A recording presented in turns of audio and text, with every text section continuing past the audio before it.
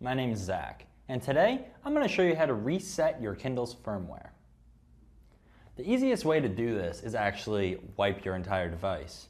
But don't worry, all your books are saved on the storage device that is actually online. It's kind of like the cloud. So I'm going to turn my Kindle on and unlock it. Go up here to settings and drag down. I'm going to hit more. I'm going to go to device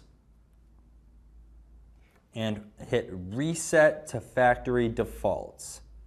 That'll give you a fresh set of firmware. That's all there is to it. My name's Zach, and I just showed you how to install a fresh set of firmware on your Kindle. Thanks for watching.